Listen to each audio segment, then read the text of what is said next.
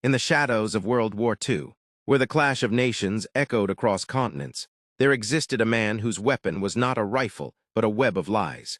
His battlefield wasn't the trenches or the skies. It was the mind of Adolf Hitler himself. This is the story of Juan Pujol García, the man who, through sheer will and imagination, became the greatest double agent in history. The man who fooled the Nazis so thoroughly, so convincingly that they awarded him the Iron Cross, even as he helped seal their defeat. Juan Pujol was born in Barcelona in 1912, into a middle-class family that valued peace and honesty. But the Spanish Civil War left him disillusioned with both fascism and communism. By the time World War II erupted, he had made a decision that would forever change the course of history. He would fight Hitler, not with bullets but with deception. But there was just one problem: no one wanted him. When he approached the British to offer his services as a spy, they declined. He had no training, no connections, no experience, just a burning desire to help the Allies win.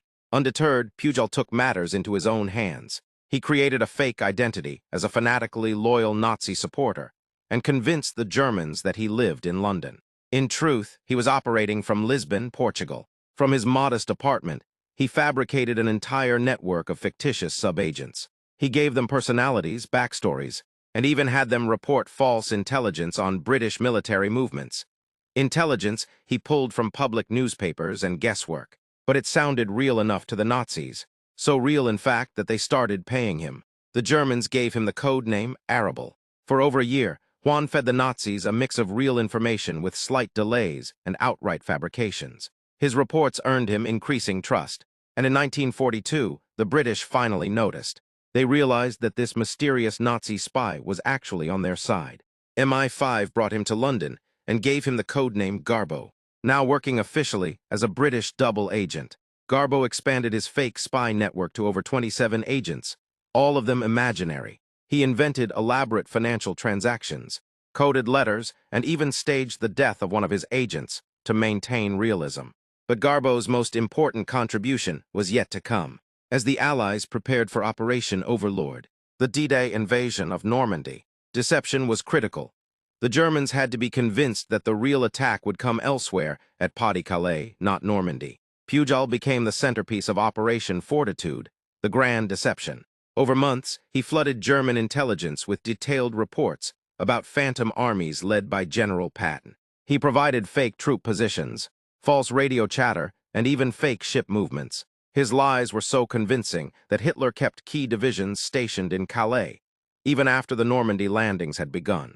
Thanks to Garbo, the German high command believed Normandy was just a feint.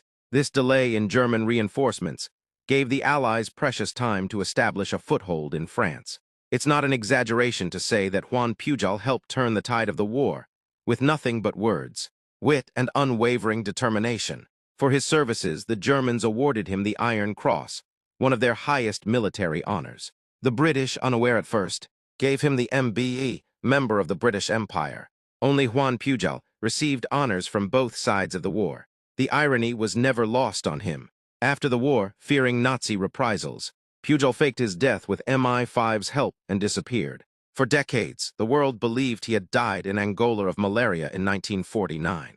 But in reality, Juan Pujol was alive, living in Venezuela under a new identity, selling books and running a language school. He remained hidden from history until 1984, when a British historian tracked him down. Pujol visited London again, quietly, to receive a private thank you for his role in defeating Hitler. He died in 1988, not with the pomp of a war hero, but with the quiet satisfaction of knowing he had done more with lies than most had done with bombs. His story is a reminder that wars are not only won on battlefields, but also in the minds of those who dare to imagine the impossible. Juan Pujol García, the man who never fired a shot yet helped win a world war.